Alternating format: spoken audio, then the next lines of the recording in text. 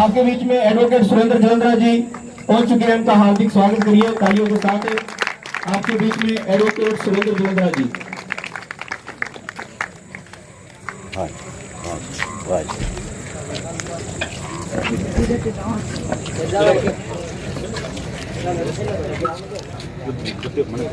तो मैं अब आपके रूबरू कराने जा रहा हूं एडवोकेट सुरेंद्र जलंधरा जी। आइए सर।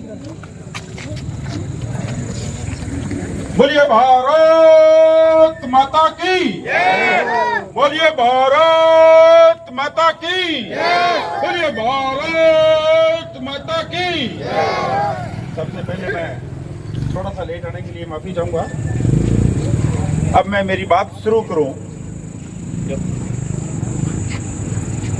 तो मैं कोई बात नहीं करना, मैं मेरे भाव बताने आया हूं कि मेरे दिल और दिमाग में भाव क्या है वो मैं आपको बताऊं। और अगर मेरे दिल और दिमाग के भाव आपको अच्छे लगे तो आप मेरे को आशीर्वाद देना और मुझे ताकत देना। मेरे दिल और दिमाग के भाव ये है कि हजारों वर्ष की गुलामी के बाद और हजारों कुर्बानियों से हमारा देश आजाद हुआ था। एक सपना लिया था शहीद आजम भगत सिंह जैसों ने बहुत ही जवानी के अंदर कि हम इस देश को आजाद करवाएंगे, कि हम इस देश को आजाद करवाएंगे। और ये हमारा देश आजाद हुआ और आजाद देश का एक संविधान बना और इस संविधान के अंदर लोकतांत्रिक देश की रचना हुई। और ये लोकतांत्रिक देश विश्व का सबसे बड़ा हमारा लोकतांत्रिक देश, सबसे बड़ा लोकतांत्रिक देश हमारा, जिसके अंदर सरकार की 3 शब्दों के अंदर परिभाषा दी कि सरकार जनता की, जनता के लिए और जनता के द्वारा। इसमें कोई दोहराने बात नहीं है कि सरकार जनता के द्वारा तो बनती है, पर सरकार जनता की है और जनता के लिए ही है, ऐसा आभास इस जनता को भी होता है क्या? ऐसा आभास इस जनता को भी होता है क्या? ये सरकार हमारी ही है और हमारे लिए ही है। ये रोज पेपर लीक हो जाता है और पेपर लीक किसे कौन करता है? जिसकी जिम्मेवारी पेपर कराने की होती है। ये लाखों बच्चे, ये लाखों माँ बाप कितनी मुश्किल से बच्चों की पढ़ाई करवाते हैं। और एक बच्चा सपना लेता है अधिकारी बनने का, एक बच्चा सपना लेता है मेरी छोटी मोटी खेती से छुटकारा पाने का। और जब वो बच्चा एग्जाम देने जाता है तो पता लगता है कि पेपर आउट हो गया, उसमें क्या बीतती है। यहां तक तो सही है, यहां तक तो कोई बात नहीं, पर मैं आपको बहुत ही बड़ी दुखी खबर यह बताऊं कि जालोर जैसी शहर से 100-100, 200 थानेदार एक शहर से ही सिलेक्ट हो जाते हैं। क्यों सिलेक्ट हो जाते हैं? कि उनको पहले पेपर बता दिया जाता है और पेपर आउट नहीं होता और उनको बता दिया जाता है। ये हमारी स्थिति है, ये हमारी स्थिति है। क्या ये स्थिति सहनीय है? क्या हम इस स्थिति को सहन करेंगे? नहीं करेंगे और कतई नहीं करेंगे। तो इसको नहीं करने के लिए हमें क्या करना? हमें क्या करना? मैं ये नहीं करने के लिए सबसे पहले ईमानदार हमें बनना पड़ेगा, ईमानदार इस जनता को बनना पड़ेगा। ये रोज धोखा, ये रोज नई नई बातें, ये रोज हमारे साथ आज ये धोखा हो गया, आज हमारे साथ ये चीटिंग हो गई, आज हमारे साथ दवाई मिलावट वाली आ गई, आज हमारे साथ वो चीज मिलावट वाली आ गई। इन सब समस्याओं का अगर इलाज है तो एक इलाज है, वो है सिर्फ और सिर्फ ईमानदारी, सिर्फ और सिर्फ ईमानदारी। और इस ईमानदारी के रास्ते पर चलना है तो सबसे पहले ये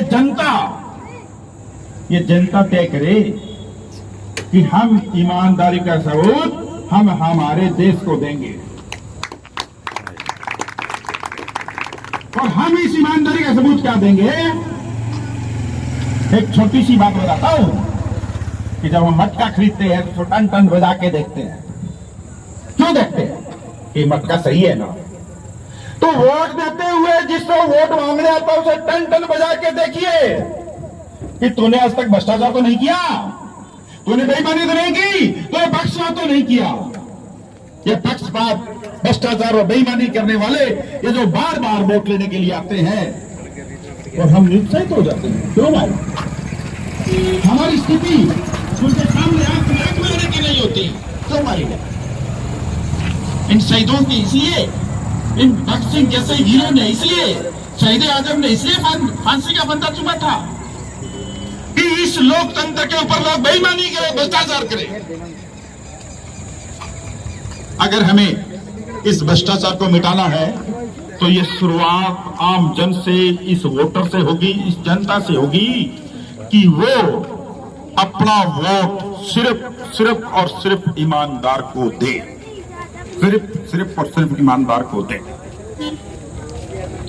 ईमानदार के लिए एकमात्र विधायक का नहीं, वो चाहे सरपंच का हो, चाहे कोई भी चुनाव हो। मैंने मेरा भाई भतीजावाद नहीं, जातिवाद ही नहीं, भाई मैंने तो ईमानदार देखना है। मेरे को पता लगा इस गांव के अंदर नशे के अंदर जवानों की मौतें हुई है। ये जो नशा है, ये सबसे बड़ा विदेशी हमला हमारे देश के ऊपर है। सबसे बड़ा विदेशी हमला है ये हमारे देश के अंदर।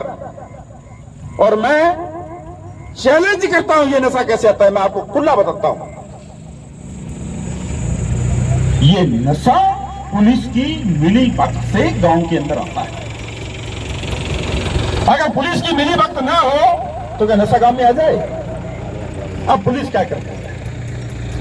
थानेदार एसपी को पैसे देके थाना लेता है, एसपी जयपुर में पैसे देके जिला लेता है। अरे यह धंधा क्या बना रखा है? ये धंधा क्या है? धंधा बंद करना होगा, लोगों को जागना होगा और इस धंधे को बंद करना होगा। इस धंधे को बंद करना होगा, इस रिश्वतखोरी को बंद करना होगा, इस भ्रष्टाचार को बंद करना होगा। क्या आप इस रिश्वतखोरी और इस भ्रष्टाचार को बंद करने में मेरे साथ हैं? अगर साथ हैं तो दोनों हाथ खड़ा होकर समर्थन दें मेरे को। बहुत बहुत धन्यवाद आपका। आप साथ रहिए और हम भय और भ्रष्टाचार मुक्त हनुमानगढ़ देंगे, भय और भ्रष्टाचार मुक्त राजस्थान देंगे और इस भ्रष्टाचारी कलंक को हम यहां से हमेशा के लिए हटाएंगे। मैं थोड़ा सा मेरे बारे में बता देता हूं कि मैं 18 वर्ष इसी एरिया के अंदर सरकारी वकील था और मेरे पास, सरकारी वकील के पास रोज कोई न कोई मौका होता है रिश्वत लेने का। और मैं कोई बहुत बड़े जमींदार का बेटा भी नहीं हूं, पर मेरा यह मानना है कि हमारा कर्म ही हमारी पूजा है और इस कर्म में, इस पूजा के अंदर इसको कलंकित मत करो, इसे कलंकित मत करो, पूजा को कलंकित मत करो, कर्म को कलंकित मत करो, इसमें ईमानदारी रखो। और मेरे 18 वर्ष तक इसका प्रभाव यह हुआ कि सब वकीलों ने मुझे ये लिखित में दिया कि हम चाहे कांग्रेस के हैं, चाहे बीजेपी के हैं, चाहे कम्युनिस्ट हैं, और पार्टी के अंदर ऊपर लिख दिया कि इस आदमी को टिकट दो, इस आदमी की ईमानदारी हमने 18 वर्ष देखी है, इसके टेबल पर पड़ी रिश्वत को इसने ठुकराई है हमारे सामने।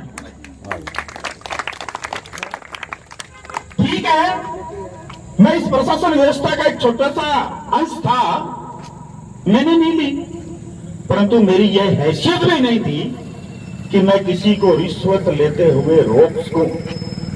मैंने देखा है, इस सिस्टम को अंदर से देखा है और शायद यही पीड़ा मुझे इस मैदान में लेके आई है। और मैं आपकी ताकत के ऊपर, आपके हौसले के ऊपर, आपके दर्द को महसूस करते हुए मेरी तमन्ना है कि मैं इस मैदान में कूदूं और आपका आशीर्वाद रहा तो ही इस मैदान में कूदूंगा।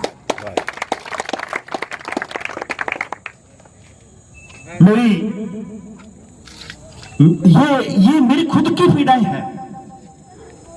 मैं हैरान हूं कि इस संविधान में, मैं आपको बता देता हूं एक छोटी सी बात, कि अधिकारी कोई होता ही नहीं है।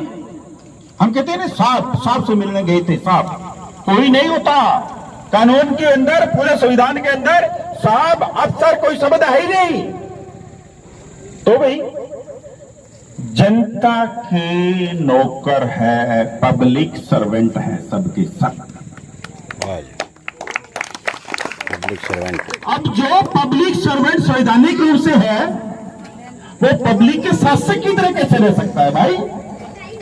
एक कलेक्टर और एसपी कि ऐसे महाराजा गंगा सिंह जी के पोते हो। अरे भाई क्यों? एक बच्चा इंटेलिजेंट होता है, एक बच्चा थोड़ा सा कम इंटेलिजेंट होता है, एक पटवारी लग जाता है, एक कलेक्टर लग जाता है, कोई फर्क नहीं होता इसमें। पटवारी अपना काम करता है, कलेक्टर अपना काम करता है। तो ज्यादा काम करता है, ज्यादा इंटेलिजेंट है तो तनख्वाह ज्यादा मिल जाती है, पटवारी को कम मिल जाती है। पर जनता क्या पटवारी भी नौकर, जनता का कलेक्टर भी नौकर। मेरा यह भाव है कि इनके दिमाग दुरुस्त होने चाहिए, इनके दिमाग में यह रहना चाहिए कि जनता का आदर सत्कार करना हमारी ड्यूटी है, और जो इनकी संवैधानिक ड्यूटी है जनता का आदर सत्कार करना, वो ड्यूटी की पालना करवाना मेरा धर्म रहेगा, मेरा धर्म रहेगा। अब मैं मेरी बात ज्यादा लंबी नहीं लूंगा, आपने बहुत टाइम से इंतजार किया है। हाँ, मैं एक ही बात देके जाऊंगा आपको। आज से पहले ईमानदार था। 18 वर्ष में कोई भी आदमी उंगली सीध करके नहीं कह सकता कि इसने मेरे साथ कभी बेईमानी की है, इसने कभी मेरे से 100 रुपया 500 रुपया रिश्वत ली है, इसने मेरे साथ कभी कोई झगड़ा किया है, कोई भी आदमी नहीं कह सकेगा। और मैं ये विश्वास देके जाता हूं, मैं इस ईमानदारी पर खड़ा रहूंगा। आप अपना आशीर्वाद मेरे पर बनाए रखें। धन्यवाद। बहुत बहुत आभार। सुरेंद्र जी ने अपनी बात कही।